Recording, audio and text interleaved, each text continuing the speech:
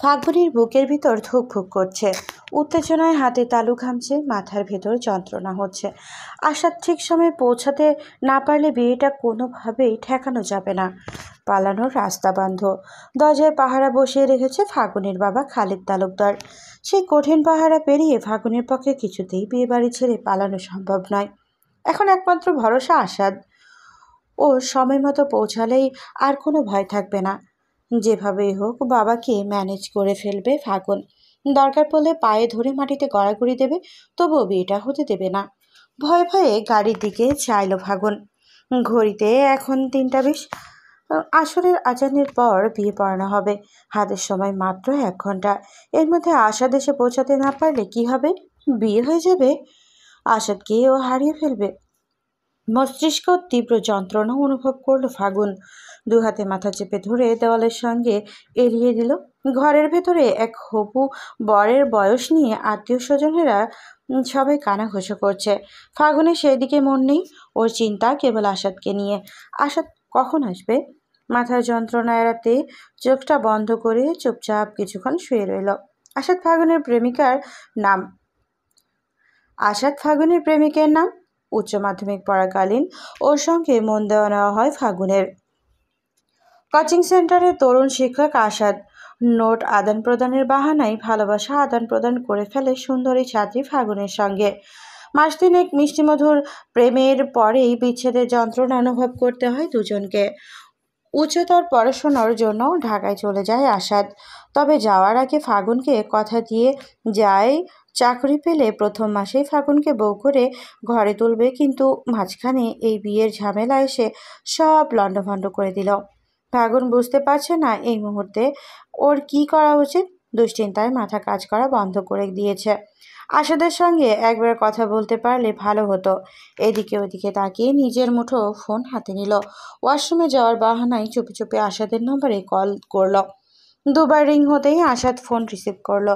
ফাগুন আকুতি ভরা কণ্ঠে আর্তনাদ জানিয়ে বলে, কোথায় তুমি? এখনো কেন আসছো না? তুমি না এলে আব্বা সত্যি সত্যি আমার বিয়েটা দিয়ে দেবে। ফাগুন কথা বলতে বলতে কেঁদে ফেললো। ওপাশ থেকে আসাদ ফোঁস করে একটা দীর্ঘশ্বাস ছেড়ে বলল, ঢাকায় পরিবহন ধর্মঘট চলছে ফাগুন। আমি গাড়ি ঘোড়া কিছু পাচ্ছি না। কি বলছো তুমি? ফাগুনের চাপা কান্না তীব্রতর হলো। আসাদ না এলে ওর পক্ষে বিয়ে আটকানো সম্ভব নয়, অসম্ভব। খালেদ তালুকদার জোর করে বিয়ে দিয়ে দেবেন। কান্না আটকানোর জন্য এক হাতে মুখ চেপে ধরল ফাগুন। আসাদ ফের দীর্ঘশ্বাস ছেড়ে সান্ত্বনার সুরে বলল, কেঁদো না ফাগুন, কেঁদে কোনো লাভ হবে না। তুমি বরং চেষ্টা করে দেখো বিয়েটা আরো 3-4 ঘন্টা আটকে রাখতে পারো কিনা।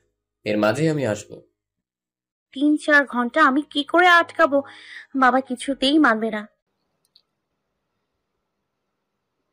ফাগুন ফোন করে ওয়াশরুমে থেকে বেরিয়ে এলো। চিৎকার করে কাঁদতে ইচ্ছে করছে ওর, কিন্তু ভয়ে চিৎকার করতে পারছে না। চিৎকার করলেই খালেদ তালুকদার পুষে ফেলবেন। আশাদের সঙ্গে ওর যোগাযোগ হয়েছে, বিয়েটা দ্রুত সেরে ফেলবেন। ফাগুন কাউকে কিছু বুঝতে না দিয়ে চোখ মুছে ধীরে সুস্থে খাটে গিয়ে বসলো। 21 বছর বয়সী ফাগুনের রূপের তুলনায় 2-4 গ্রাম খুঁজলেও পাওয়া যাবে না।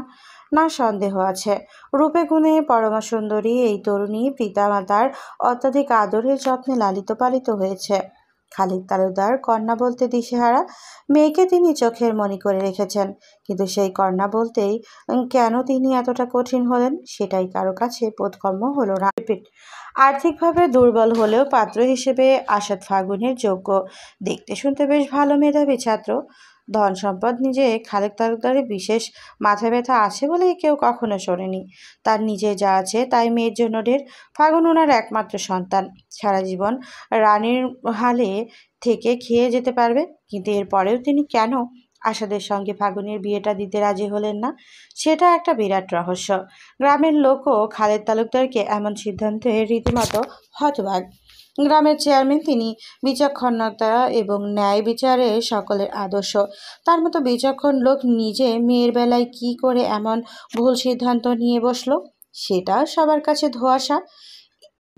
21 বছর বয়সী কন্যাকে বিয়ে দিলেন ওর চেয়ে এক যুগ বেশি বয়স্ক 33 বছরের এক যুবকের সঙ্গে, যে সমস্ত ভালোবাসা, আশা, আকাঙ্ক্ষা বিসর্জন দিয়ে বাবার পছন্দের ছেলেকেই বিয়ে করে ফাগুন। জ্ঞান হারিয়ে ফেলার ভান করে প্রায় 5 ঘন্টার মতো বিয়েটা আটকে রেখেছিল ফাগুন, কিন্তু আশাদ আসেনি। পরিবহন ধর্মঘট নামক এক ভয়াবহ দুর্ঘটনায় ফাগুন এবং তার প্রেমিক পুরুষটির সারা জীবনের জন্য আলাদা করে দিল। বাবার প্রতি তীব্র বিতৃষ্ণা বোধ করলো ফাগুন। আশাদের মতো ছেলেকে বাদ দিয়ে বাবা কি করে এমন বয়স্ক ছেলের সঙ্গে ফাগুনের বিয়ে ঠিক করলো? কি দোষ করেছিল আশাদ? কেন বাবা ওকে মেনে নিতে পারলো না? মনে মনে পিতার প্রতি বিদ্রোহ ঘোষণা করলো ফাগুন। বিদায়বেলা প্রতিজ্ঞা করলো শেষ নিঃশ্বাস থাকা পর্যন্ত আর কোনো দিন এই বাড়িতে পা রাখবে না। ফাগুনের জীবনের আর একটা বড় উপহার হলো 33 বছর বয়সী সেই পুরুষটিকে দেখতে নাটক সিনেমার হিরোদের মতন 28-29 বছরের কোনো যুবকের মতো নয়, বরং 33 বছরের এক পূর্ণ পুরুষের মতোই লাগে। কানের কাছে এক গুচ্ছ চুল পাক ধরেছে, গলাটা কেমন পুরুষালী গমগমে। বারবার বাবার প্রতি রাগ যেমন ক্রমশ ঘনীভূত হলো ফাগুনের। কি করে তিনি এমন অর্ধবয়সী যুবকের সঙ্গে বিয়ে দিলেন ফাগুনের? ফাগুনের কি কোনো মূল্য নেই ওনার কাছে? সৃজনের যখন 8 বছর বয়স তখন ওর বাবা মারা যায়। পিতৃহীন সৃজন একা মায়ের আদরে বড় হয়। বাবার অঢেল সম্পত্তি আর টাকা পয়সা থাকার কারণে কোনো রকম আর্থিক টানাপোড়েনে পড়তে হয়নি। যদিও তথাপি মাথার ওপর শক্ত হাতের অভাব থাকলেও কাছের মানুষগুলোই রক্তচোষা যমকের মতো ধরালো কামড় বসায়। আত্মীয় স্বজনদের লোভ আর তীব্র হিংসার কারণে ধীরে ধীরে মন্দা নেমে সৃজনের পৈতৃক বাসায় কাটাতে হয় সৃজনদের। কিন্তু পড়াশোনা, ব্যবসার হাল ধরতেই ক্রমে ক্রমে আবার সবকিছু পুনরুদ্ধার হয়। বাবার রেখে যাওয়া টাকা দিয়ে গ্রামে পোশাক কারখানা স্থাপন করে সৃজন। সেই পোশাক কারখানার আয় থেকে ধীরে ধীরে বর্তমানে বিপুল অর্থ সম্পত্তির মালিক সৃজন। মা ছাড়াও আরও 2জন মানুষ ছিল সৃজনের পরিবারে। সেই 2জনের মানুষ হলো সুধা এবং ওর মা সাবেরা বানু। সাবেরা বানু সৃজনের দূর সম্পর্কের ফুফা, সুধা ওনার মেয়ে। সুধার বাবা মারা যাওয়ার পর সৃজনের বাবা ভরসাতেই বেঁচেছিলেন সাবেরা বানু। তারপর পিতার অবর্তমানে সেই দায়িত্ববোধ থেকে তুলে নেয় সৃজন। সুধার পড়াশোনার খরচ, সাবেরা বানুর ঔষধের খরচ সহ যাবতীয় সকল খরচ সৃজন প্রতি মাসে সাবেরা বানুর হাতে তুলে দেয়। সব মিলিয়ে ভালোই চলছিল দিনকাল, কিন্তু হঠাৎ করে আবার যেন সব কিছু এলোমেলো হয়ে যায়। বাবার শাসনের অভাবে বকে যাওয়ার মতন ছেলে সৃজন নয়। ও নিপাট ভদ্রলোক, গ্রামের পরোপকারী নির্ভেজাল মানুষ হিসেবে ওর বেশ সুখ্যাতি আছে। সেই সুযোগ নিয়ে বারে বারে ক্ষতি করার চেষ্টা করছে কাছের মানুষজন, কিন্তু তবুও সৃজন কারো বিরুদ্ধে কোনো অভিযোগ করেনি, সবার বিপদে পাশে দাঁড়িয়েছে। কিন্তু সেই নির্ভেজাল প্রকৃতির ভালো মানুষটির নিজেরই সমস্ত দুর্যোগ যেন একের পর এক দল বেঁধে নেমে এসেছে। বছর 3 আগে একবার বিয়ে ঠিক হয়েছিল সৃজনের। মেয়েটি ছিল সুন্দরী, শিক্ষিতা। প্রথম দেখাতে পছন্দ হয়ে যায় সৃজনের মায়ের। তোড়জোড় করে বিয়ের দিন তারিখ ঠিক করে ফেললেন, কিন্তু বিয়ের আগের দিন রাতে বউ পালিয়ে যাওয়ায় বিয়েটা ভেস্তে যায়। এই নিয়ে বেশ কিছুদিন হতাশায় ছিল মা ছেলে। তারপর আবার দ্বিতীয় বিয়েটা ভেঙে যায় সুধার কারণে। কে বা কারা যেন শত্রুতাপূর্বক পাত্রী বাবার কাছে খবর পৌঁছায় সুধার সঙ্গে প্রেমের সম্পর্ক চলছে সৃজনের। সেই খবর কানে যেতেই পাত্রীর বাবা বকে বসলেন। ব্যস্ত সেই বিয়েটা ভেস্তে গেল। সাবেরা বানু লজ্জায় মেয়ে নিয়ে শ্বশুরবাড়িতে চলে গেলেন। তারপর হুট করে একদিন সৃজনের মা মারা যায়। সব কিছু মিলিয়ে বয়সটা যে কখন 30 থেকে 33-এ পৌঁছে গেছে সেটা সৃজন টেরই পায়নি। এদিকে ফাগুনের মনের অবস্থা ভয়াবহ। বিয়ের পর ফাগুন বুঝতে পারল তার বর নামক পুরুষটি সত্যিকারের বয়স, যা তার চাইতে মনের বয়স অনেক বেশি। বেরসিক, নির্ঝঞ্ঝাট প্রকৃতির মানুষ। কোনো কিছুতেই এর সঙ্গে ফাগুনের মনের মিল হয় না, কেমন যেন জড় পদার্থ। এর সঙ্গে সমঝোতা হয় কিন্তু সংসার হয় না। একধানে বিছানার ওপরে রাখা মোবাইল ফোনটার দিকে চেয়ে আছে ফাগুন। অনবরত বেজে চলেছে। নাম্বারটা ফাগুনের চিরপরিচিত আশাদের নাম্বার। দুঃখে কষ্টে ফাগুনের চোখে পানি চলে এলো। আশাদ কথা দিয়ে কথা রাখেনি। ফাগুনকে দুঃখের সাগরে ভাসিয়ে দিয়ে সে উধাও হয়ে গিয়েছিল। চোখের পানি মুছে ফোনটা রিসিভ করলো ফাগুন। অনেক অভিমান অভিযোগ ভরা কণ্ঠ নিয়ে। কেন ফোন করেছো? ফাগুন ফোন রিসিভ করবে কিনা এই নিয়ে দ্বিধায় ভুগছিল আশা। ফাগুনের গলা শুনে স্বস্তির নিঃশ্বাস ছাড়ল। শান্ত কোমল গলায় বলল। কেমন আছো ফাগুন? ফাগুনের কণ্ঠে রাগ ঝরে পড়ল। কেন ফোন করেছো তুমি? জানো না আমি বিবাহিতা, চাইলেই যার তার সঙ্গে কথা বলতে পারি না। আশাদ ফোঁস করে একটা দীর্ঘশ্বাস ছাড়ল। বলল। রেগে আছো? ফাগুন ঠোঁট কামড়ে কান্না চাপল। বিষাদ ভরা অশ্রু সজল কণ্ঠে জিজ্ঞাসা করল। কেন আসোনি সেদিন?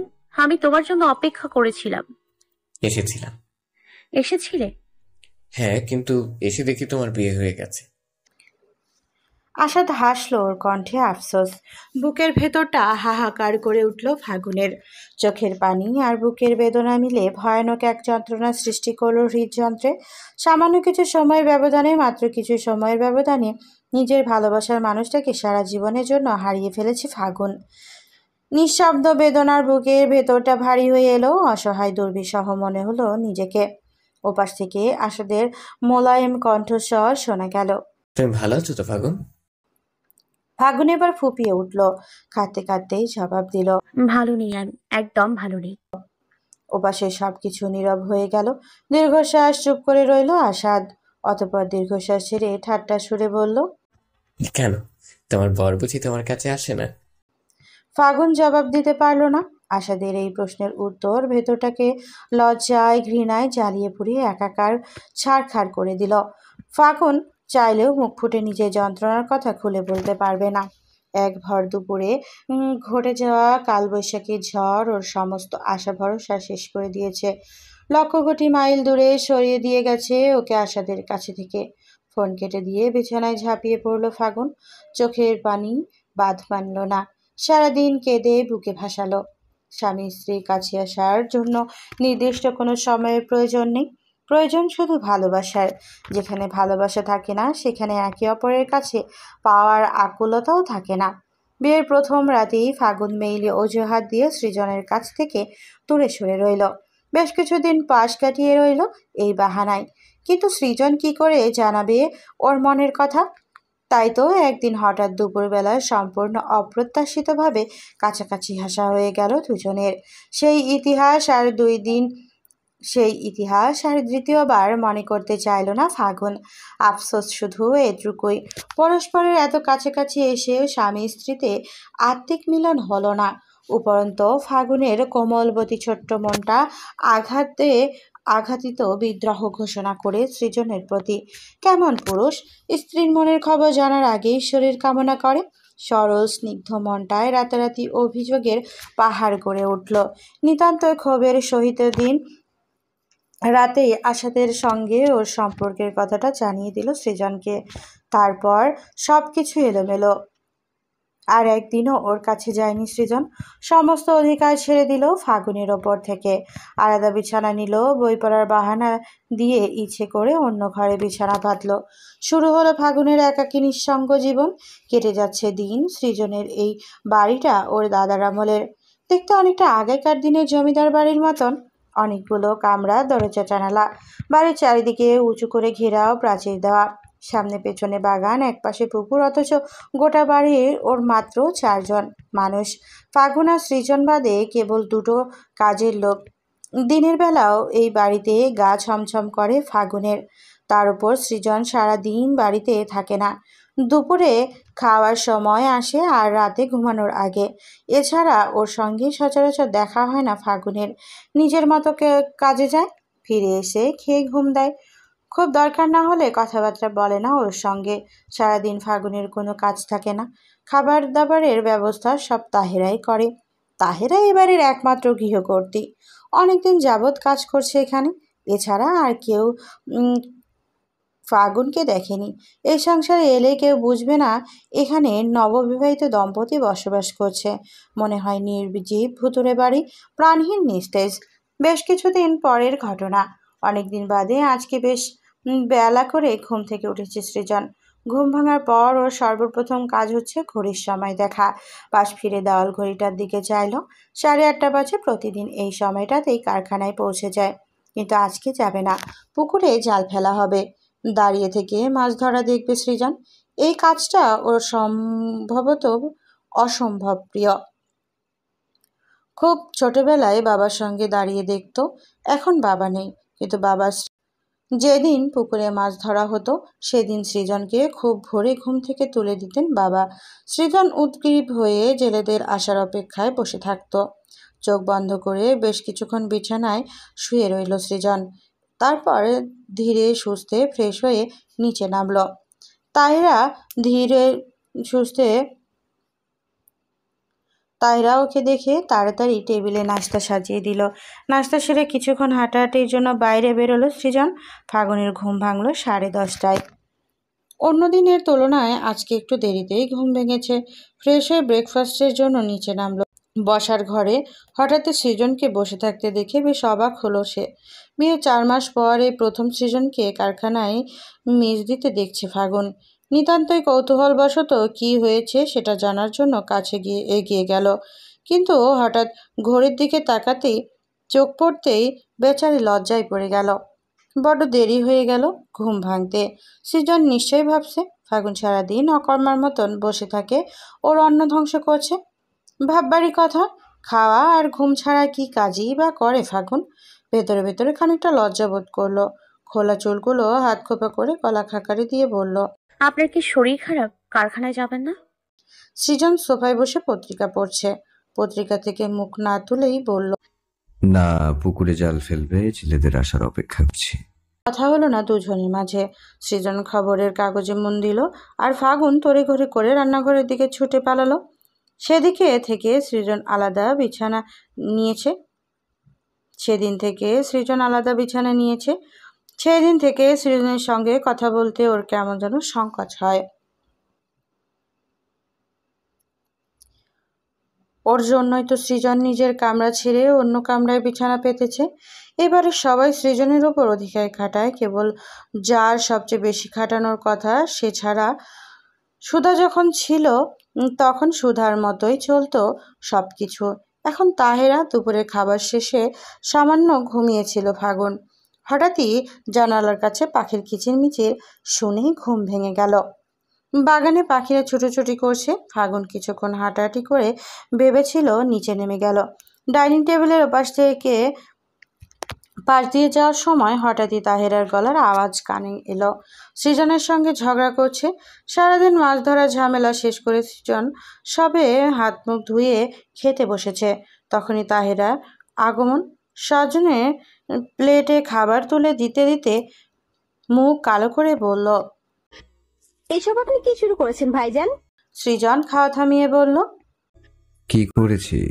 তুই যে লিস্ট দিয়েছিস ওদের সবাইকেই তো মাছ দেয়া হয়েছে। তোর খালু আর বোন জামাই এসে মাছ নিয়ে গেছে।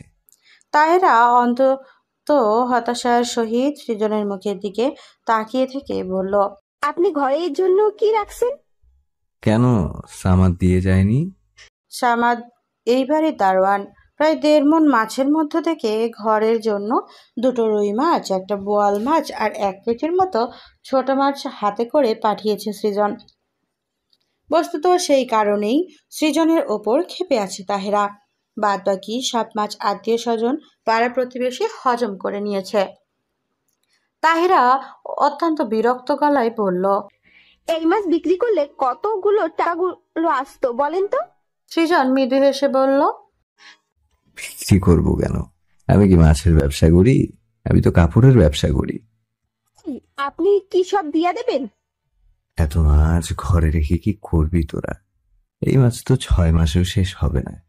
তার চেয়ে সবাই মিলে নিয়ে গেছে এই ভালো। ঘরে রেখে নষ্ট করার চেয়ে কেউ নিয়ে গেলে ভালো না? এমনি চললে রাজার রাজত্ব টিকবে না। আপনি একটু চালাক হন ভাইজান। সৃজন হেসে ফেলল।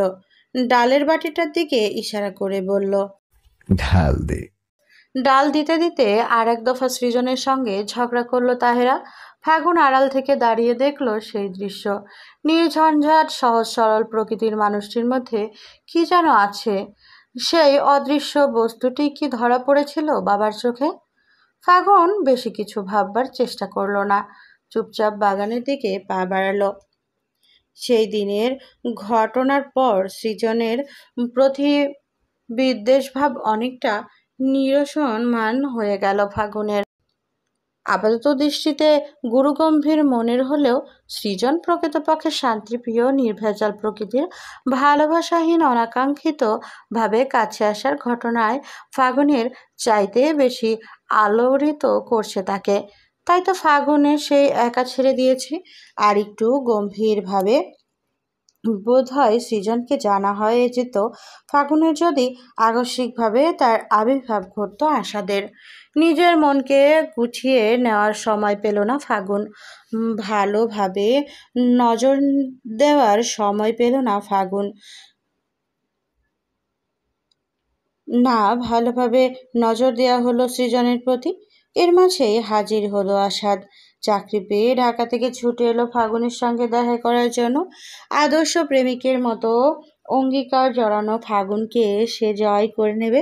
ফের অগোছালো হয়ে গেল ফাগুন। কোমল হৃদয় সবেগে ধাবিত হলো আশাদের প্রতি। হবে নাই বা কেন? এমন নিখুঁত ভালোবাসার অভিনয় যেই পুরুষ করতে পারে তাকে ভালো না বেশি কি থাকা যায়? মেয়েরা ভালোবাসা ছাড়া আর কিছুই চায় না। প্রেমিক পুরুষটির চোখে নিজের জন্য আকুলতা দেখবে, এই তো চায়। তাকে হারিয়ে ফেলার ভয়ে দিশেহারা প্রেমিক কত শত বাধা পেরিয়ে ফেলবে। এর চাইতে বেশি সার্থকতার আর কিছু হতে পারে না। যেভাবেই ঠকে যায় প্রেমিকের প্রতি অন্ধবিশ্বাস রাখা কতগুলো অসহায় মেয়ে চরমভাবে শিকার হয় ভালোবাসা নামক প্রতারণার। যার ধোঁকা দেয় তারা প্রচণ্ড রকমভাবে ভালোবাসার অভিনয় করেই ধোঁকা দেয়। এদের ভালোবাসার খাত থাকলেও অভিনয় কোনো খাত নেই, এক্কেবারে নিখুঁত। নিখাত অভিনয় এরা যখন আবার মেয়ের বাবা হয় তখন তার পরের ছেলেকে বিশ্বাস করতে পারে না। কি অদ্ভুত গোলমেলে চিন্তাধারা এদের। আশাদের বাবা একজন ফল বিক্রেতা, মা গৃহিণী। 4 ভাই বোন সহ মোট 7 জন সদস্যের নিম্নবিত্ত পরিবার ওদের। অর্থনৈতিক দুর্দশা আর সাংসারিক টানাপোড়েনের মাঝে ওদের একমাত্র ভরসা ছিল আশাদ। ছেলেকে শিক্ষিত হয়ে বড় চাকরি করবে এই ভাবনায় পড়াশোনার ক্ষেত্রে চেষ্টার কোনো কমতি রাখেননি তিনি আশাদের বাবা। স্থানীয় এক সরকারি কলেজ থেকে স্নাতক পাশ করে মাস্টার্সে ভর্তি হওয়ার জন্য ঢাকায় গেলেন আসাদ। সবাই ভাবলো এবার বুঝে অসহায় দরিদ্র পিতার স্বপ্ন পূরণ হবে, কিন্তু আশাদের অন্য চিন্তা ধরা দেয়। সে চায় কম পরিশ্রমের বেশি লাভ। এই বাজারে মেধা এবং পরিশ্রম দুটোই কোনো দাম নেই। চাকরির বাজারে এমন মেধার চাইতে বেশি মামা চাচার জোর চলে। তাই নিজের মেধাকে সে অন্য কাজে লাগালো। ফাগুনকে নিয়ে পালানোর সিদ্ধান্ত নিল। ধনী পিতার আদুরে দুলালি ফাগুন, একসঙ্গে রাজত্ব রাজকন্যা দুটোই মিলবে। কিন্তু খালেদ তালুকদার ওর সেই আশায় জল ঢেলে দিলেন। মেয়ের সঙ্গে আশাদের সম্পর্কের কথা জানার পর গোপনে ওর ব্যাপারে খোঁজখবর নেওয়ার জন্য লোক লাগিয়ে দিলেন। তাতে করে তিনি জানতে পারে নিম্নবিত্ত পরিবারের মেধাবী ছেলেটি সুস্থ চিন্তাভাবনায় ভয়াবহ রকমের পছন্দ ধরেছে। ঢাকায় আসার যেই মেসে ভাড়া থাকতো সেই একই মেসে ওর সঙ্গে বন্ধুর মতো চলাফেরা করেছিল খালেদ তালুকদারের কর্মচারী গুপ্তচর ছেলেটি। অতঃপর সন্দেহের কোনো অবকাশ রইল না। দ্রুত মেয়েকে বিয়ে দিয়ে দিলেন খালেদ তালুকদার। কিন্তু বিয়ের পরেও হাল ছাড়ল না আসাদ। ফাগুনকে নিয়ে পালানোর অদ্ভুত কিছুতেই ওর মাথা থেকে নামলো না। গ্রামে ফিরে ঠিক করলো যেভাবেই হোক ফাগুনকে নিয়ে পালাবে, একেবারে পালিয়ে বিয়ে করে নিবে, পারলে সব ঠিক হয়ে যাবে। খালেদ তালুকদার মেয়ের ওপর বেশি দিন রেগে থাকতে পারবে না। একমাত্র মেয়ে, একসময় ঠিকই কাছে টেনে নেবেন। তাছাড়া মাঝবয়সী একটা বুড়োর সঙ্গে ফাগুনের বিয়ে হয়েছে মোটেও। অতএব যাই ঘটুক না কেন নিজের মেয়ে দূরে সরিয়ে রাখতে পারবে না। খালেদ তালুকদারের এই ভরসায় ফাগুনের সাথে নতুন করে আবার যোগাযোগ শুরু করে দিল সে। প্রথম দেখায় ভালো লাগার বিষয়টা হয়তো মিথ্যে ছিল না আশাদের। ফাগুন নামের সুন্দরী রূপবতী তরুণীটি সত্যিই প্রথম দেখাতেও হৃদয়ে দাগ কেটেছিল। কিন্তু সেই ভালো লাগা আর ভালোবাসা অবধি করাতে পারেনি। তার পূর্বেই বাধা হয়ে দাঁড়ায় আশাদের লোভ আর অতিরিক্ত উচ্চাকাঙ্ক্ষা। ফাগুনকে ভালোবাসার কথা যেন বেমালুম ভুলে গেল সে। বারান্দায় বসে বই পড়ছে সৃজন। রাতে বেশি হয়নি, সবে 9:30। ফাগুন পর্দা সরিয়ে দরজায় টোকা দিল। ঘরের ভেতরে সামান্য উঁকি দিয়ে বলল, আসতে পারি? সৃজন বই থেকে মুখ তুলে সম্মুখে চাইল। ফাগুনকে দেখে খানিকটা অবাক হলেও শান্ত কণ্ঠে বলল। এসো। ফাগুন ইতস্তত করে ভেতরে ঢুকলো। এই প্রথম সৃজনের ঘরে ঢুকছে সে। চারপাশে চোখ বুলিয়ে ঘরের ভেতরটা দেখলো। সৃজনকে কৌতূহলী দৃষ্টিতে চেয়ে থাকতে দেখে বলল, আপনার সঙ্গে আমার কিছু কথা ছিল। বলো। আসাদ, ওর কথা বলেছিলাম আমি আপনাকে। গ্রামে এসছে, আপনার সঙ্গে দেখা করতে চায়। ফাগুনের কথার আগাগোড়া কিছুই বুঝলো না সৃজন। চুপ করে রইল। ফাগুন ইতস্তত করে বলল, আমাদের বাড়িতে আমি যাব না, তাই এখানে আসতে বলেছি, কিন্তু ও লজ্জা পাচ্ছে। সৃজন নির্ভেজাল শান্ত প্রকৃতির মানুষ বলেই হয়তো ফাগুন এমন সাহস দেখাতে পেরেছে, কিংবা ও জানে মুখ ফুটে কোনো প্রতিবাদ করবে না সৃজন। নইলে স্বামীর বাড়িতে নিজের পুরনো প্রেমিককে ডেকে আনার কথা বলা কোনো স্ত্রীর পক্ষে সম্ভব হতো না। অথচ সৃজন অতিরিক্ত নরম নমনীয় বলেই এর অপমান বোধের কথা ফাগুন ভাবেনি। সৃজন প্রতিক্রিয়াহীনভাবে বসে রইল। এক মুহূর্তে যেন ফাগুনের প্রতি সমস্ত টান ভালোবাসা হারিয়ে গেছে। ভুলে গেল এই মেয়েটি ওর বিবাহিতা স্ত্রী। মনে মনে সিদ্ধান্ত নিলেও চলে গেলে যাক, সৃজন বাধা দেবে না। সৃজনের সারা শব্দ না পেয়ে ফাগুন বলল, আপনি কিছু বলছেন না যে? আপনার অনুমতি না পেলেও আসবে না। সৃজন পূর্বের ন্যায় চুপচাপ বসে রইল। ফাগুন ফের মনোযোগ আকর্ষণের চেষ্টা করে বলল, ও আপনাদের আত্মীয় হয়, তাই দেখা করতে লজ্জা পাচ্ছে। এবারে বেশ অবাক হলো সৃজন। সৃজনের আত্মীয়? তাহলে নিশ্চয়ই এই গ্রামেরই ছেলে। দীর্ঘশ্বাস ছেড়ে পরিচয় বলল, বিষয়? নাম আসাদ উল হক, বাবা সামিউল হক, মায়ের নাম জাহানারা খাতুন, বাড়ির নাম কাজী বাড়ি। এর বেশি কিছু জানি না। নাম শুনে সৃজন বুঝতে পারল ওর মাতৃপক্ষের আত্মীয় হয় আসাদ। ওর মায়ের দুঃসম্পর্কের ফুফাতো বোন জাহানারা খাতুন। পাশের গ্রামেই বাড়ি। ছোটবেলাতে মায়ের সঙ্গে এই বাড়িতে বেশ কয়েকবার এসেছিল আসাদ। সেই সুবাদে খানিকটা হলেও চেহারা মনে আছে সৃজনের। বলল, কিন্তু ওর তো পড়াশোনা শেষ শুনেছি। হ্যাঁ, চাকরি হয়েছে। আপনার সঙ্গে দেখা করতে চায়। আমার সঙ্গে দেখা করার প্রয়োজন? সৃজনের অবাক করা চাহনি ফাগুনের বেশ লজ্জা দিল। সত্যি তো, সৃজনের সঙ্গে দেখা করার কি প্রয়োজন আসাদের? এই কথাটা তো আসাদকে জিজ্ঞেস করতে একদমই ভুলে গেছে সে। নিরুত্তর দাঁড়িয়ে রইল ফাগুন। সৃজনের হাতের বই রেখে উঠে দাঁড়াতেই বারান্দা থেকে ভেতরে ঢুকতে ঢুকতে বলল, কবে আসবে? আগামীকাল। ঠিক আছে, বিকেলে আমার কারখানায় দেখা করতে বলো। সৃজন। ফাগুন চিন্তিত মুখে ওর চলে যাওয়ার দিকে চেয়ে রইল। এই লোকটার কি তবে সত্যিই ওকে নিয়ে কোনো মাথা ব্যথা নেই? এই নির্লিপ্ত কি করে হতে পারে সে? কি করে এত শান্ত থাকতে পারে? দুপুরবেলার সময়টা হতে পুরো বাড়ি একেবারে নিস্তব্ধ হয়ে যায়। সামান্য গাছের পাতা নড়লেও শব্দ শোনা যায়। অন্যদিকে এই সময়ে খাবার খেয়ে বিছানার সঙ্গে গা এলিয়ে দেয় ফাগুন। কিন্তু আজকে নিজের ঘরটা পরিষ্কার করতে করতে সামান্য দেরি হয়ে গেল। সারাদিন বিশেষ করে কোনো কাজ থাকে না, তাই সুযোগ পেলে মাঝে মধ্যেই নিজের ঘর পরিষ্কার করে। গোসল সেরে খেতে বসেছিল। কলিং বেলের মৃদু আওয়াজে খাওয়া থামিয়ে ঘড়ি দিকে চাইল। ঘড়িতে ৩:৪৫। এই সময় যদিও সৃজনের আসার কথা নয়, তবুও কান খাড়া করে রইল ফাগুন। সৃজন হলে খাবার নিয়ে ভেতরে চলে যাবে।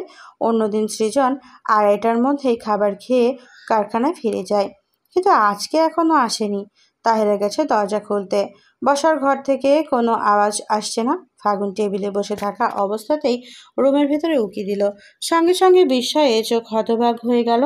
বসার ঘরে আসাদ দাঁড়িয়ে আছে। ওকে দেখে মিষ্টি করে হাসলো। ফাগুন উত্তেজনা ভয়ে আটকে চোখ বড় বড় করে ফেলল। কথা ছিল সৃজনের সঙ্গে কারখানায় দেখা করতে যাবে আসাদ, কিন্তু সোজা বাড়িতেই চলে এসেছে। আসাদ ওর কাছে গিয়ে হেসে বলল, কি রান্না করেছো? ফাগুন বিস্মিত কণ্ঠে বলল, তুমি তুমি এখানে? আমি কি ভুল দেখছি না তো? তুমি একদম ঠিক দেখছো। তোমার সামনে আমি দাঁড়িয়ে আছি। আসাদ তোমার অভাগা প্রেমিক পুরুষ। ফাগুন আশেপাশে তাকিয়ে শুকনো ঢোক গিল। আসাদ এই সময়ে এখানে চলে আসবে ও ভাবতেই পারেনি। ফিসফিস করে বলল, তাহেরা কিছু জিজ্ঞেস করেনি? আসাদ বুঝতে পারল ওর জন্য দরজা খুলে দেওয়া মেয়েটির নাম তাহেরা। টোটকেয়ার ভাব নিয়ে বলল, কি জিজ্ঞেস করবে? ভুলে যাচ্ছ কেন? তোমার বর আমার আত্মীয়।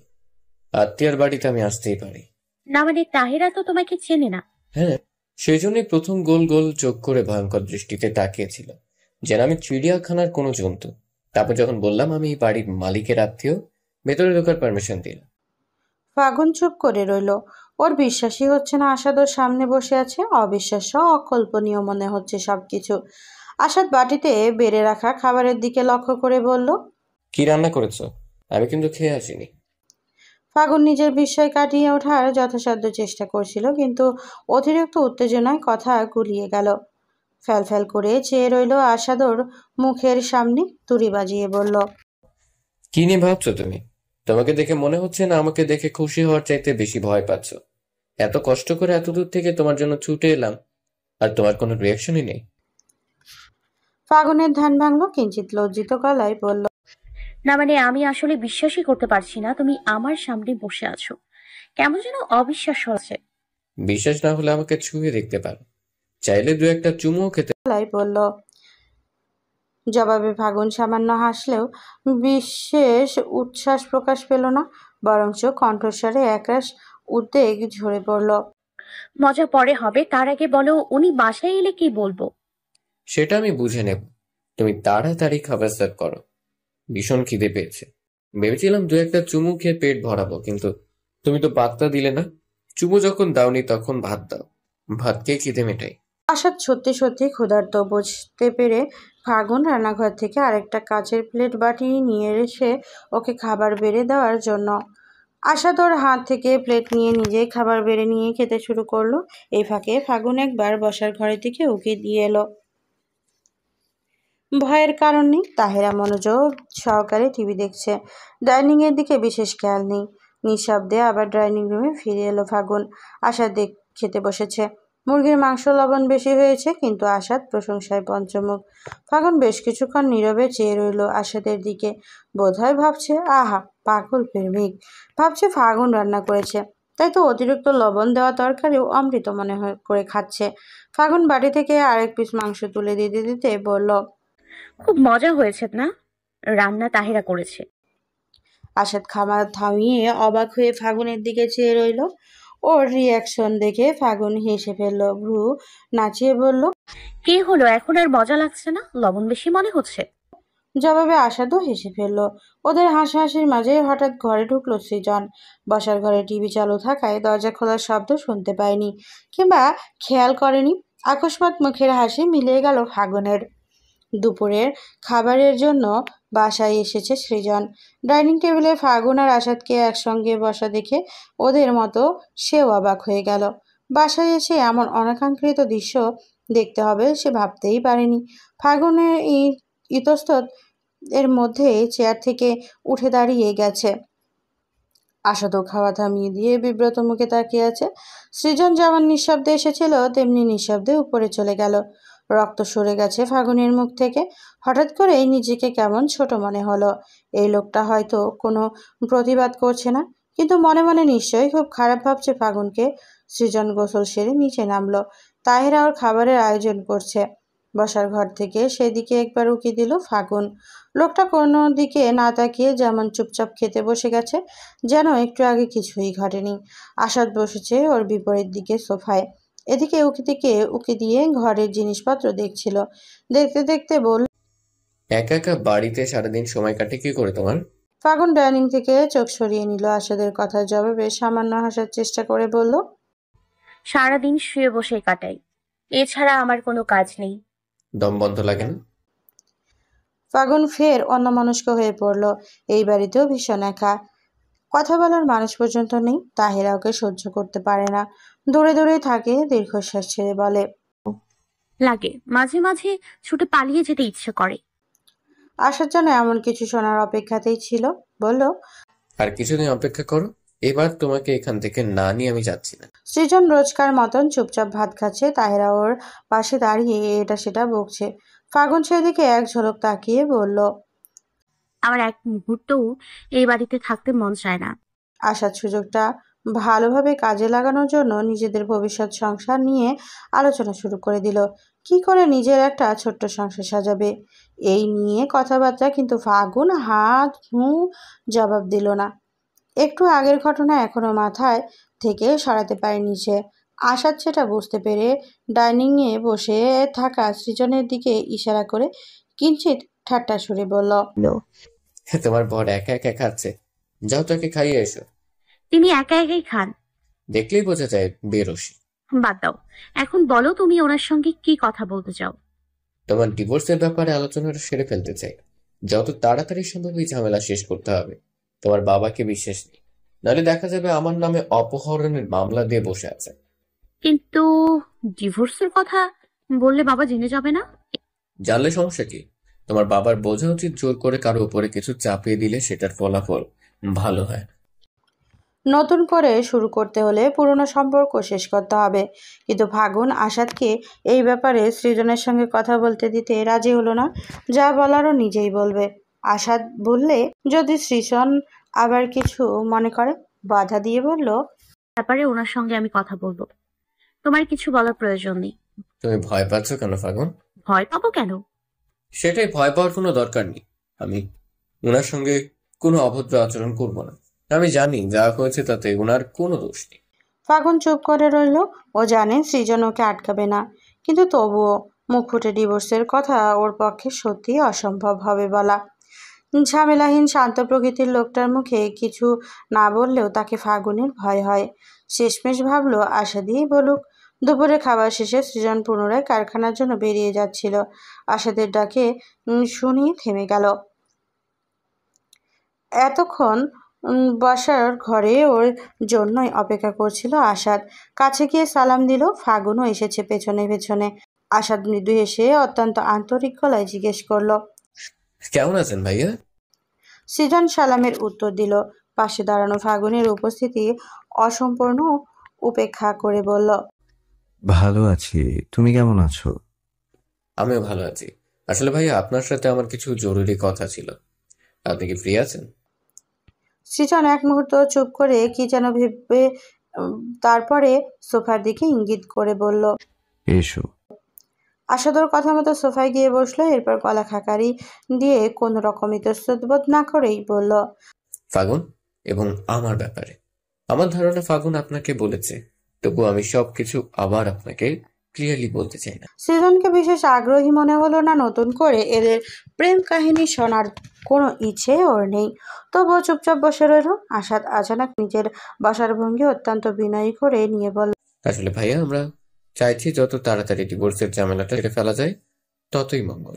ফাগুনের বাবাকে তো চেনেনি, রাগী মানুষ, ডিভোর্সের কথা শুনলে তিনি একটা ঝামেলা ঠিক বাঁধাবেন। আপনি যদি কাইন্ডলি বিষয়টা একটু দেখেন ভাইয়া, তাহলে আমাদের ভীষণ উপকার হয়। সৃজন এক ঝলক চাইলো ফাগুনের দিকে। ফাগুন চুপচাপ দাঁড়িয়ে আছে। আশাদ না থেমেই বলল, মিউচুয়ালি হলেও কোনো সমস্যা নেই, তাহলে আপনারও আর কাবিনের টাকা নিয়ে ঝামেলা করতে হলো না। টাকার প্রসঙ্গ উঠতেই চোখ মুখ কুঁচকে ফেললো ফাগুন। বিব্রত হলো। কাবিনের টাকা অনেক আগেই শোধ করে দিয়েছে সৃজন। প্রথম দিন কাছে এসেছিল দুজনে, সেই দিন। যদিও সেই টাকা ফাগুন নেয়নি, আলমারিতেই পড়ে আছে। তবুও আশাদ কাবিনের টাকার প্রসঙ্গ তোলায় লজ্জা পেল। অস্বস্তি নিয়ে সৃজনের মুখের দিকে চাইলো। ভেবেছিল সৃজন নিশ্চয়ই সত্যিটা বলবে, কিন্তু সৃজন কিছুই বলল না। যেন টাকা দেওয়ার কথা বিমালম ভুলে গিয়েছে। বাস্তবিকেই এই নিয়ে বিশেষ কোনো মাথা ব্যথা নেই।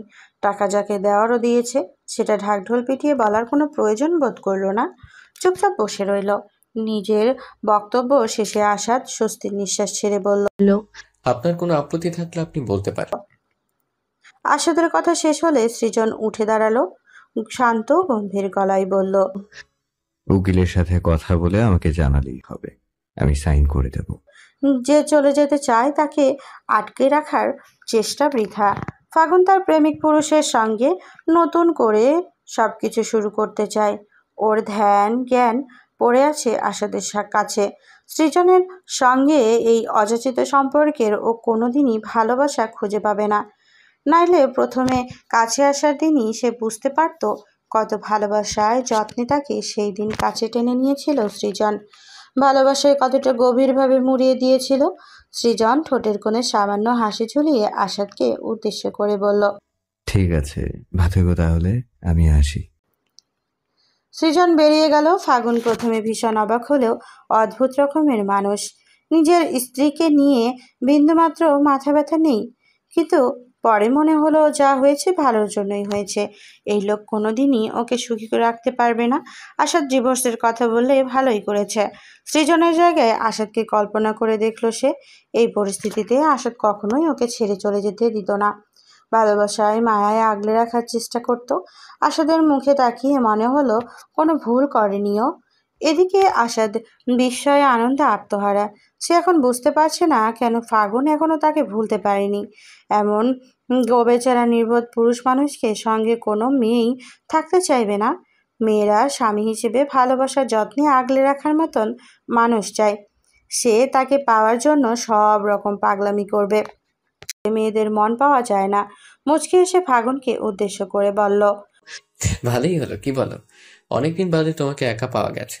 ফাগুন কি যেন ভাবছিল, চিন্তা ভঙ্গ হতেই আশাদের দিকে তাকিয়ে সামান্য হাসলো।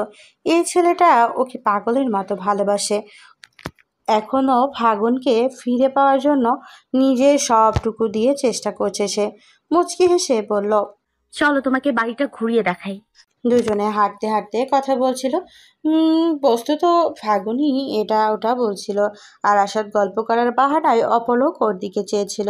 চোখে তার রাজ্যের মায়া। ওকে পলক্ষীনভাবে চেয়ে থাকতে দেখে ফাগুন থমকে গেল। ইশারায় জিজ্ঞেস করলো। কি? আসাদ জবাব না দিয়ে হাসলো। ফাগুন ভ্রুকুচকে তাকিয়ে বলল। এমনি তোমাকে দেখছিলাম। ফাগুন হাসলো। হাঁটতে হাঁটতে বাগানের অন্যদিকে চলে গেল। পেয়ারা গাছের একটা ডাল ভেঙে নিয়ে সেটা দোলাতে দোলাতে বলল। এই বাড়িটা বাইরে থেকে দেখতে যতটা ভালো লাগে, ভেতর থেকে দেখলে তার চেয়ে বেশি ভয় করে। আমার তো দিনের বেলাতেও ভয় লাগে, আর রাতের বেলা?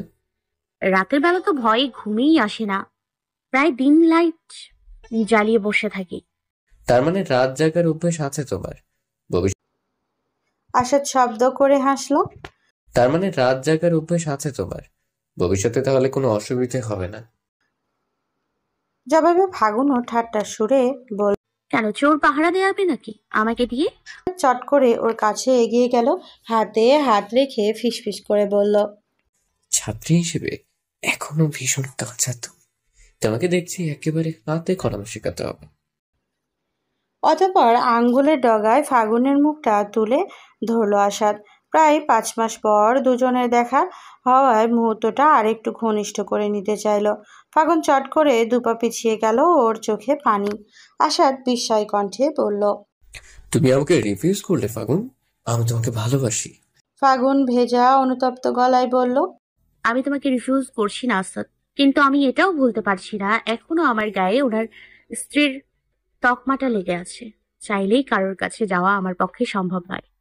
আমি ভ্রষ্টাচারী। আমি ভ্রষ্টাচারী হলে ওনার অসম্মান হবে। আসাদ যেন বাকরুদ্ধ হয়ে গেল। কিসের ভেতরে কি ঘটে গেল? ফাগুন চাইছেটা কি? পরক্ষণেই মনে হলো ফাগুনকে এখন বেশি কিছু বলা ঠিক হবে না। স্মিত হেসে বলল। রিল্যাক্স, এতে কান্না কিছু হয়নি। আমি তোমাকে ভালোবাসি। তোমাকে কোনো কিছু নিয়ে জোর করব না। যা হবে তোমার সম্মতিতেই হবে। তোমার কোনো অসম্মান হোক সেটা আমি কোনোদিন চাইবো না। ফাগুন তখন আবেগ আর বিবেকের লড়াইয়ে ভীষণ রকমভাবে বিধ্বস্ত। কি করা উচিত বুঝতে পারছিল না। আশাদের স্নেহভরা কণ্ঠ শুনে খানিকটা শান্ত হলো। হাসির রেখা ফুটে উঠল ঠোঁটের কোণে। ফাগুনের কাছে থেকে বিদায় নিয়ে বেরিয়ে যাচ্ছিল আশাদ। গেটের কাছে এসে পুনরায় সৃজনের সঙ্গে দেখা হয়ে গেল। ভুল করে ডেস্কের চাবি বাসায় রেখে গেছে সৃজন। সেটা ফেরত নিয়ে মাঝ রাস্তা থেকে ফিরে এসেছে। দোতলার বারান্দায় দাঁড়িয়ে রাস্তার দিকে তাকিয়েছিল ফাগুন। গেটের সামনে সৃজন এবং আসাদকে একসঙ্গে দাঁড়াতে দেখে থমকে গেল।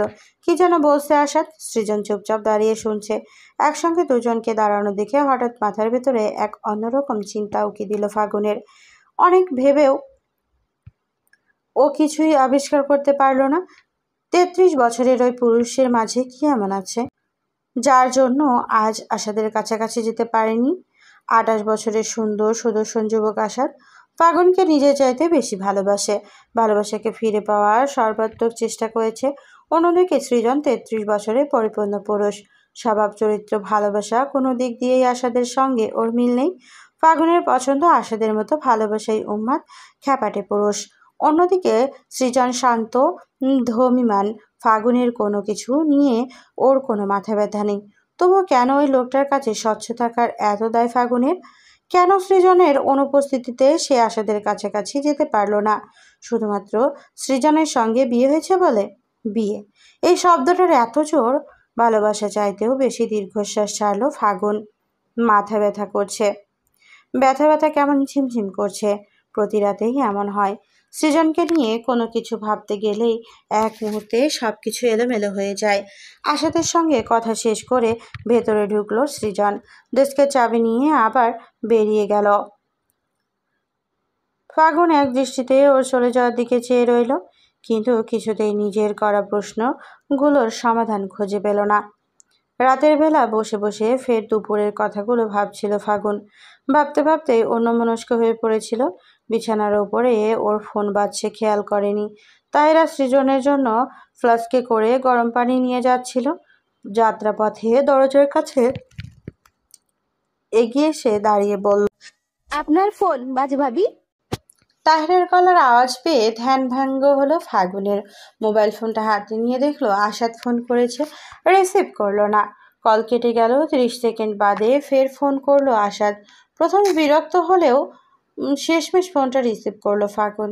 নিজের মনকে বোঝালো তার চিন্তা ভাবনার সঙ্গে আশাদের কোনো সম্পর্ক নেই। শুধু শুধু ওকে কষ্ট দেওয়ার কোনো মানে হয় না। কিন্তু এত কিছুর পরেও কথা বলার বিশেষ আগ্রহ বোধ করলো না ফাগুন। মাথার ভেতরে ওই একই চিন্তা ঘুরপাক খাচ্ছে। টুকটাক কথাবার্তার পর আশাতে জানালো উকিলের সঙ্গে কথা বলে ফেলেছে সে। খুব শীঘ্রই ডিভোর্সের কার্যক্রম শুরু হবে। ফাগুন আচ্ছা বলে ফোন কেটে দিল। ফোন বন্ধ করে চুপচাপ বিছানায় শুয়ে রইল। বুকের ভেতর হঠাৎ করে অস্থিরতা শুরু হয়ে গেছে। রাতে দেরিতে ঘুমানোর পর ফলে সকালবেলা ফাগুনের ঘুম ভাঙল দেরিতে। সৃজন অনেক আগেই কারখানায় চলে গিয়েছে। নাস্তা সেরে বারান্দায় এসে চুলে তেল দিচ্ছিল ফাগুন। এমন সময় গেটের কাছে একটা রিক্সা এসে থামলো। রিক্সা থেকে নেমে এলো আনুমানিক 25 কি 26 বছরের এক তরুণী। গায়ের রং উজ্জ্বল শ্যামলা। গেটের বাইরে দাঁড়িয়ে আশাদের সামাদের নাম ধরে ডাক দিল গেট খুলে দেওয়ার জন্য। সামাদ গেট খুলে দিতেই সোজা হেঁটে ঘরের ভিতরে ঢুকে যাচ্ছিল। ফাগুন বাধা দিল, কাছে এগিয়ে গিয়ে জানতে চাইল, কাকে চাই? মেয়েটা ফাগুনের পা থেকে মাথা পর্যন্ত একবার ভালো করে লক্ষ্য করে মিহি সুরক্ষিত কণ্ঠে সালাম দিয়ে বলল, আপনি নিশ্চয়ই ভাবি, আমি সুধা, সৃজন আহমেদ আমার মামাতো ভাই। বিয়ের পর তাহিরের মুখে বেশ কয়েকবার সুধার নাম শুনেছে ফাগুন। তখন অবশ্য পরিচয় জানার বিশেষ আগ্রহ বোধ করেনি, কিন্তু আজ হঠাৎ সামনাসামনি দেখে মনে পড়ে গেল খাবার টেবিলে প্রায়ই সৃজন থেকে সুধা আপার কথা থেকে বলে দেওয়ার ভয় দেখাতো তাহেরা। বিশেষ করে সৃজন যখন খাবার দাবার নিয়ে বেশি অনিয়মিত করতো তখন। ফাগুন মনে মনে ধারণা করে নিল এই মেয়েটির সঙ্গে সৃজনের বিশেষ ঘনিষ্ঠ সম্পর্ক আছে। সুধার কথায় জবাবে ভদ্রতার সুযোগ হাসলো সে। সুধা নিজে থেকেই ঘরের ভেতরে ঢুকলো। ভেতরে ঢুকে তাহেরার নাম ধরে ডাক দিতেই রান্নাঘর থেকে সুধা আপা বলে চিৎকার করে দিয়ে ছুটে এলো তাহেরা। দুই হাতে সুধাকে জড়িয়ে ধরে বলল, এতদিন পর আপনার এই বাড়িতে আসার কথা মনে পড়লো আপা। আমি ভাইজানদের রোজ জিগাই আপনি কবে আসবেন। ভাইজান খালি বলে পরীক্ষা। আচ্ছা, এই পরীক্ষা বুঝি 6 মাস ধরে আইছিল? সুধা হাসলো, ব্যাগ মেঝেতে রেখে তাহেরাকে জড়িয়ে ধরল। এইবার একসাথে চলে এসেছি, আর যাব না। দেখি তোরা আমাকে কতদিন সহ্য করতে পারিস। সুধা একনিষ্ঠ ভক্ত তাহেরা। ছোট্ট শিশুরা যেমন মাকে পেলে দুই হাতে জড়িয়ে ধরে আবদার করে, তেমনি সুধাকে জড়িয়ে ধরে আবদার জানালো তাহেরা। অনুযোগ করে বলল, এটা আপনি কেমনে কথা বললেন আপা? আপনার সহ্য হবে না কেন? আপনারা যতদিন খুশি থাকেন। আপনি না থাকলে এই বাড়িতে ফাঁকা ফাঁকা লাগে। মনে হয় বুঝি মানুষ গরুই নাই। আমার তো খালি কান্দনি আসে। দারোয়ান সামাদও ইতোমধ্যে গেট তালা দিয়ে ছুটে এসেছে। তাহেরার মতো সেও সুধা আপাকে ভক্ত। সুধা এলে এই বাড়ির প্রাণবন্ত হাসি খুশি হয়ে ওঠে, তাই সুধার সঙ্গে ওদের ভাব বেশি। অত্যন্ত আন্তরিক গলায় অভিযোগ জানিয়ে বলল, আপনি একটা ফোন করলেন না কেন আপামনি?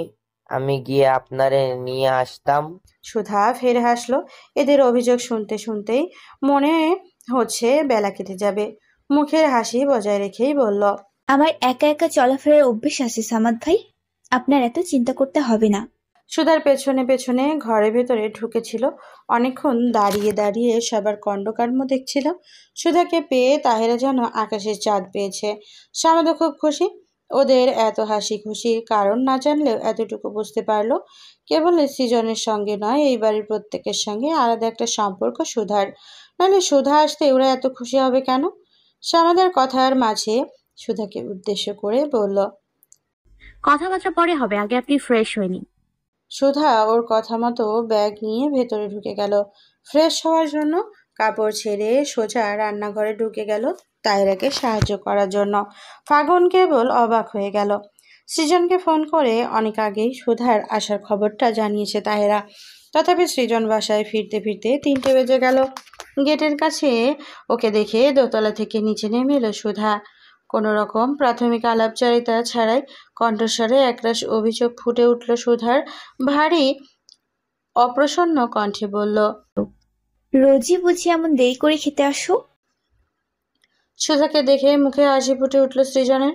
হাতের ব্যাগটা মাটিতে নামিয়ে রেখে এক হাতে সুধাকে জড়িয়ে ধরল। ওর মাথায় হাত রেখে স্নেহের সুরে বলল, একা কেন এসেছিস? স্টেশনে নেমে আমাকে ফোন করলেই হতো। আমার একা চলাফেরার অভ্যেস আছে। ফুপু কেমন আছে?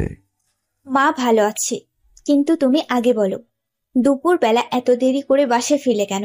তোমাকে আমি কতবার বলেছি সময় মতো খাওয়া দাওয়া করবে? সৃজন হাত ঘড়িতে সময় চেক করে বলল, বেশি দেরি হয়নি, মাত্র 5টা বাজে। 3টা 5 তোমার কাছে মাত্র মনে হচ্ছে? সৃজন হাসলো। ফের সুধার মাথায় হাত রেখে বলল, তুই এসে গেছিস না, আর অনিয়ম হবে না। এবার ঘরে চল, ভীষণ খিদে পেয়েছে। এত দেরি করে বাসায় ফিরলে খিদে তো পাবেই। বেলা তো আর কম হয়নি, একটু বাদে বিকেল হবে। সৃজন হাঁটতে হাঁটতেই জবাব দিয়ে বলল, হাঁটতে হাঁটতে জবাব দিয়ে বলল, রোজ এত দেরি হয় না। আজকে নতুন করে একটা পার্টি এসেছে, প্রায় 2 লাখ মাল অর্ডার দিয়ে গেছে। ওদের সঙ্গে কথা বলতে বলতেই দেরি হয়ে গেছে।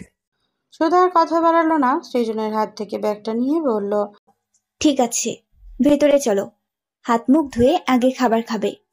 খাবার টেবিলে ফাগুন অনুপস্থিত। ভেতরে ভেতরে বেশ অবাক হলো সুধা।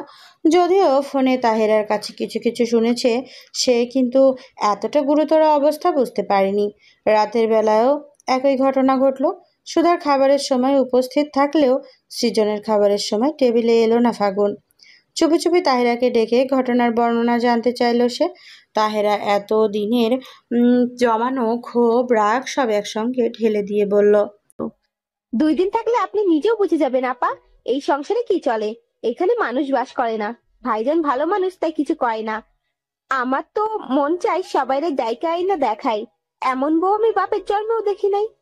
স্বামীর কোনো কিছুর প্রতি কোনো খেয়াল নেই। সুধা চুপচাপ সব শুনলো, একটা কথাও বলল না। এমনকি কে কোনো কিছু জিজ্ঞেস করাও প্রয়োজন বোধ করলো না। কিন্তু পরের দিন থেকে আর সৃজনের কোনো কাজের জন্য তাহেরাকে আর বলার প্রয়োজন হলো না। সৃজনের দায়িত্ব, গোটা সংসারের দায়িত্ব একা নিজের কাঁধে তুলে নিল সুধা। ঠিক যেমন সৃজনের বিয়ের আগে নিয়েছিল, তেমনি করে এতদিন কেবল ফাগুনের কাছের মানুষগুলোর সম্পর্কেই জেনে এসেছে সৃজন। কিন্তু সৃজনের কাছের মানুষগুলোর সম্পর্কে জানার কোনো সুযোগ হয়নি ফাগুনের। সেই জন্যই বোধ হয় হঠাৎ করে আবির্ভাব ঘটেছে সুধার। সেই পুরো সংসারের দায়িত্ব নিজের কাঁধে তুলে নিয়েছে। ফাগুন প্রথম প্রথম বিশেষ পাত্তা না দিলেও ধীরে ধীরে অস্থিরতা শুরু হলো। সৃজন পরোপকারী, শান্তশিষ্ট, কমল স্বভাবের। ওর কাছে কেউ কেঁদে কুটে দুঃখের আলাপ করতে পারলেই হয়েছে, আগপাছ না ভেবেই সব দান করে দেবে। সেই জন্যই সংসারের প্রতি একটুও বেশি সচেতন সুধা এবং তাহেরা। তাদের উপস্থিতিতে কারো সাধ্য নেই সৃজনকে ঠকায়। ঘরে বাইরে সব দিকে তাদের নজর। সৃজনেরও এসব নিয়ে বিশেষ মাথা ব্যথা নেই। অন্দরমহলের নারী কর্তৃত্ব সে বিনা দ্বিধায় প্রতিবাদে মেনে নেয়। সুধার হাতেই গোটা সংসারের দায়িত্ব। কোথাও কতটুকু খুঁত ধরার অবকাশ নেই। ওর মহিমাতেই মৃতপ্রায় বাড়িটা আবার প্রাণ ফিরে পেয়েছে। এভাবেই দিন কাটছে। সাধারণত যেই মানুষ কোনো কিছু নিয়ে অভিযোগ করে না, তার প্রয়োজন অপ্রয়োজনের দিকে কেউ খেয়াল রাখে না, কথা ভাবে না। কিন্তু সুধা সবার চাইতে আলাদা। সংসারের সমস্ত প্রয়োজন অপ্রয়োজনের দিকে ওর খেয়াল। ওর নেতৃত্বে সহজ সরল সৃজনকে ঠকানোর জন্যই কারোর। সন্ধ্যার দিকে আসাদ ফোন করেছে। ঘরের নেটওয়ার্ক না থাকায় কথা বলার জন্য নিচতলার বারান্দায় নেমে এসে ছিল ফাগুন। রান্নাঘরের দরজায় সুধা এবং তাহিরাকে একসঙ্গে দেখে থেমে গেল। তাহিরাকে নিয়ে মাসিক বাজারের লিস্ট তৈরি করছে সুধা। তাহিরা ওর পাশে বসে এটা মনে করিয়ে দিচ্ছে, ওটা মনে করিয়ে দিচ্ছে। ফাগুন এক দৃষ্টিতে সেদিকে চেয়ে রইল। নিজেকে সুধার জায়গায় কল্পনা করলো। কল্পনা করতে গিয়ে মনে হলো বুকের ভিতর অপেক্ষার বেদনা বাজছে। আশাদের সঙ্গে আর কথা বলতে ইচ্ছে হলো না। চুপচাপ ঘরে চলে গেল। লিস্ট তৈরি শেষে সেটা যত্ন করে ড্রয়ারে রেখে দিল সুধা। সৃজন ফিরলে ওকে দিতে হবে। রাতের খাবার টেবিলে সৃজনের সঙ্গে সংসারে নানা বিষয়ে আলাপ আলোচনা করে সুধা। সৃজন মন দিয়ে শুনে। আহামরি কোনো বিষয় না হলেও বড় মধুর হয় এদের এই আলোচনা। প্রেমিক প্রেমিকার রোমান্টিক কথাবার্তায় ফাগুন এতটা আত্মতৃপ্তি খুঁজে পায় না। মাসিক বাজারের হিসেবে নিচে এতদিন তাহেরার হাতে থাকলেও এখন সব সুধার তত্ত্বাবধানে চলে গেছে। তাহেরা এই সব ব্যাপারে যথাসাধ্য চেষ্টা করলেও সুধার মতন সাংসারিক বুদ্ধি ওর নেই। সব দিক মেনটেন করে চলতে পারে না। তাই প্রতি মাসেই কিছু না কিছু ঝামেলা হতো। কিন্তু সুধা আসার পর থেকে এইসব ঝামেলা বিদায় নিয়েছে। প্রতি মাসের শুরুতে কর্মচারী দিয়ে বাড়িতে বাজার পাঠিয়ে দেয় সৃজন। এতদিন শুধু পরিচালনার অভাবে জিনিসগুলো অপচয় হতো। কখনো কখনো দেখা হতো অপ্রয়োজনীয় জিনিসের ভিড়ে প্রয়োজনীয় জিনিসটাই ঘরে আসেনি। এসবের ব্যাপারে সুধা পারদর্শী। সংসারে কোনো জিনিস যেমন ওর হাত দিয়ে অপচয় হয় না, তেমনি অপ্রয়োজনীয় ওর হাত দিয়ে অপচয় হয় না। সৃজন ফিরল রাত 10টায়। খাবার গরম করে টেবিলে রাখার সময় লিস্টটা ওর দিকে বাড়িয়ে দিল সুধা। ইশারায় খুলে দেওয়ার নির্দেশ দিয়ে সকালবেলা তো তুমি আবার ভুলে যাবে, তাই এখনই দিয়ে দিয়েছি। একবার দেখে নাও সব ঠিকঠাক আছে কিনা। সৃজন কাগজটা হাতে নিয়ে খুলে দেখলো, কিন্তু পড়ে দেখার প্রয়োজন মনে করলো না। ভাঁজ করে পুনরায় পকেটে ঢুকিয়ে নিল। সুধা ওকে সতর্ক করে দিয়ে বলল, বাজার করার সময় তুমি আমার সঙ্গে থাকবে, নইলে দোকানদার 2 নম্বর জিনিস ঢুকিয়ে দেয়। আচ্ছা, সৃজন খেতে খেতে বলল, তোর কিছু লাগবে না? এ ব্যাপারে সুধাকে বিশেষ আগ্রহী দেখালো না। সৃজন মাসের শুরুতেই মায়ের ঔষধ আর তার খরচের টাকা ওর হাতে তুলে দেয়। সেই টাকা এখনো আছে সুধার কাছে। এই বাড়িতে আসার পূর্বে মায়ের ঔষধ বাজার করে দিয়ে এসেছে। তাই অযথা খরচের পক্ষপাতী হলো না। শান্ত কণ্ঠে বলল, আমার কিছু লাগবে না। জবাবটা যেন সৃজনের জানা ছিল। কণ্ঠস্বরে মৃদু আক্ষেপ প্রকাশ করে বলল, তোর তো কখনোই কিছু লাগে না। লাগলে আমি তোমাকে বলবো। ওদের দুজনের কথাবার্তার মাঝখানে তাহেরা রান্নাঘর থেকে সুধাকে ডেকে দিয়ে বলল, ভাইজানের খাবার গরম পানি হয়ে গেছে আপা, কি করব, নামায় রাখবো? তুই রাখ, আমি আসছি, ফ্লাক্সে ঢুকাবো। ফ্লাস্কে গরম পানি ঢুকানোর জন্য রান্নাঘরের দিকে গেল সুধা। সৃজন চুপচাপ খাওয়ারে মনোযোগ দিল। সুধা ফ্লাস্কে ভর্তি গরম পানি নিয়ে ফিরে এলো। ফ্লাস্কের ঢাকনাটা ভালোভাবে আটকানোর সময় অতি দরকারি জিনিস মনে পড়ার যাওয়ার মতন করে বলল, কালকে বাজার থেকে আসার সময় একটা বাস্ক গাছের চারা নিয়ে এসো। বাসক গাছে চারা দিয়ে কি করবি? কাল রাতে দেখলাম তুমি খুন করে কাশছো। বাসক পাতা কাশির জন্য উপকারী। ঠান্ডা পড়লেই তো তোমার কাশির সমস্যা দেখা দেয়। তাই ভাবলাম বাড়িতে গাছ থাকলে বাইরে থেকে কিনে আনার ঝামেলা থাকবে না। দেখলো।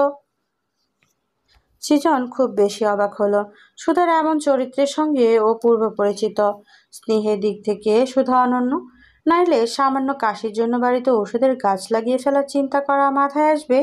বিনা প্রতিবাদে সুধার নির্দেশ মেনে নিল। নেবেই বা না কেন? এমন অধিকার নিয়ে স্নেহ দেখানোর সাধ্য কজনের থাকে? সৃজনের খাওয়া শেষে সব জিনিসপত্র গুছিয়ে রেখেছিল সুধা। সৃজন নিজের ঘরের দিকে যাওয়ার সময় হঠাৎই দোতলার দিকে ইঙ্গিত করে ওর কিছু লাগবে কিনা জিজ্ঞেস করেছিস? বলল, ওর বলতে ফাগুনের কথাই বুঝিয়েছে সৃজন। সুধা টেবিল গোছাতে গোছাতে শুধু স্বাভাবিকভাবেই জবাব দিল, তাহিরাকে পাঠিয়েছিলাম জিজ্ঞেস করতে। তাহিরা বলল ঘুমাচ্ছে, সকালবেলা আবার পাঠাবো। সৃজন আর কিছু জিজ্ঞেস করলো না, দীর্ঘশ্বাস ছেড়ে চুপচাপ ঘরে চলে গেল। পরের দিন সকালবেলা সৃজন কারখানার উদ্দেশ্যে বেরোবার পূর্বে আরেকবার তাহিরাকে ফাগুনের ঘরে পাঠালো সুধা। ফাগুন তখন বিছানায় বসে একধানে মোবাইল ফোনটার দিকে চেয়েছিল। গতকাল রাতে আসাদ মেসেজ পাঠিয়েছে। মেসেজে লেখা আছে সে যে কোনো মুহূর্তে ফাগুনকে নিয়ে পালাবে।